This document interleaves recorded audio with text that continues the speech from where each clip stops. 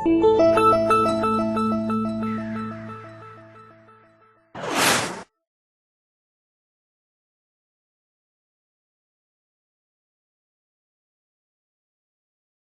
so now time to look at the multimedia on both these phones. Let's go to the browser, let's go to YouTube, alrighty. Let's go search for 300, same trailer that I used in my review of 9900.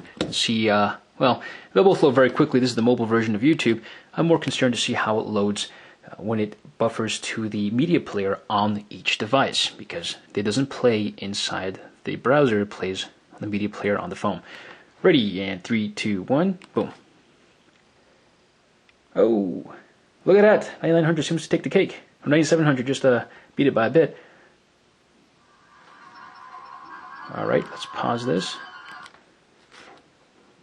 So navigation method looks exactly the same. So pause, play, stop, next, previous, and you can change video size here. You can full screen show you how that looks like here if it wants to.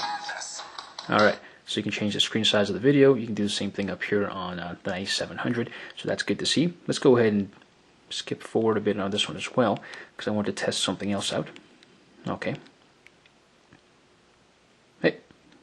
Well, I guess it doesn't keep the preview display. Alright, so we're going to end. We're going to open up something completely unrelated. So let's go to, I guess, options. Alright, let's go back and let's try opening the browser again and see what happens if the video pops up again. And it did, and they both remembered where you left off. So that's cool. So on both devices, it'll remember where you left off, so you can get back to watching your wonderful goodies on YouTube. Bam. Alright. On that note, let's go ahead and take a look at the media galleries on both these phones. Okay, and let's go to wallpapers. And let's go see how you navigate between them. So let's go to the first picture. If we swipe left and right, you can go to your next pictures. You can see it is not the smoothest thing. In fact, let me put it down so my hands aren't shaking the phone so you can see what I mean. And these pictures that come with the phone are scaled to the size of the screen. So you can imagine if these are 2, 3, or 5 megapixel large images, they are going to take forever to slide left and right and to zoom in, which is I for in and O for out. So not really the smoothest experience on a 9700, but if we take a look here in 9900, very smooth. Look at that. In, out very fast. And of course you probably don't even have to do that because pinch to zoom works very, very well. So let's put them side by side. Let's swipe. Yeah, that was a big difference. See that? Oh yeah. So nice to see that there. And at the same time, let's zoom in.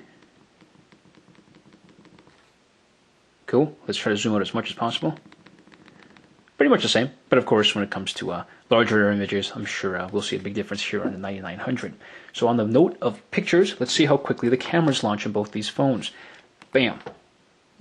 Well, there we go. Okay, so camera buttons are located on the side here, the convenience keys, which is the same across all BlackBerries, top, bottom right corner. Press them at the same time. There we go, 9900 loaded faster, of course. How do they look? They look pretty much the same. Same layouts and everything. Only difference, of course, 9700 has autofocus for its camera, so if you're up close and personal, it'll focus on in and take a picture. 9900 has zero flash, or sorry, camera zero lag technology, so when you take a picture, there's no autofocus, just goes boom. Whereas here, it'll focus first.